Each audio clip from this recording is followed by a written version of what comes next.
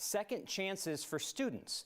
Public school policies have changed in recent years to give troubled students more chances to stay in school before being punished with expulsion. Second chances apparently also exist for state lawmakers. Earlier this month, an attempt to make it harder for a school to expel a student failed at the state legislature. Our Luis De Leon looks at a second effort despite recent incidents at schools that have led to more questions about leniency. Okay, welcome. Let's start off first. Testimony for the Democrat-backed House Bill 1291 may have been rather quick Wednesday. I got suspended, which impacted my grades. But the stories were personal from students who have gone through school discipline. We are only seen as our behaviors and given no say or even asked if we're okay. Among other things, the bill would require hearing expulsion officers to complete a training that covers things like adolescent brain development and trauma-informed practices. It would also require districts to provide all records of evidence in a potential expulsion case at least 2 days before it's heard.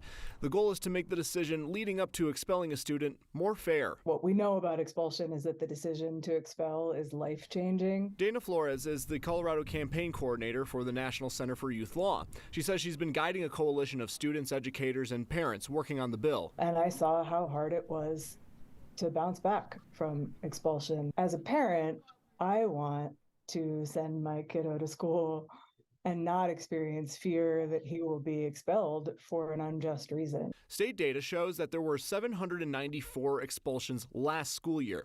Breaking down where those expulsions stem from by category, 155 of those last year were related to dangerous weapons. But detrimental behavior was the leading cause at 214, which essentially means behavior that puts students or staff in danger. One of the challenges that our leaders face is balancing that right of an individual student with all of the rights of the other students in that building. Brett Miles is executive director of the Colorado Association of School Executives, which does not support the bill. We're not opposed to training, certainly not opposed to getting information to parents within 2 days before their expulsion. We just felt like we couldn't stand up and say, let's support this, because it didn't send the message that this was fixing any of the issues that we want to tackle or that we are currently having to tackle on a daily basis.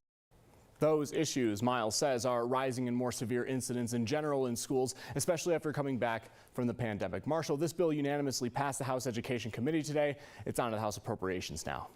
I know the state legislature is different than school boards, right? But they are treading into a turf that is going to impact school board elections. I mean, even after what we've seen recently, this is moving through that would make it harder to expel a student. Right, and we hear Miles's argument there. He also goes on to say that there's attorneys usually involved in this particular process, and that makes it a bit more careful in their opinion. But we've heard from so many parents as well while covering this particular issue saying that they're worried about the true impacts that expulsion could have on a student's future. As we've said with multiple bills, in a few years from now, if this makes it through, we may be having a discussion about, hey, remember what they did a few years ago, and looking at lessons learned perhaps. It'll be interesting. Thanks, Luis.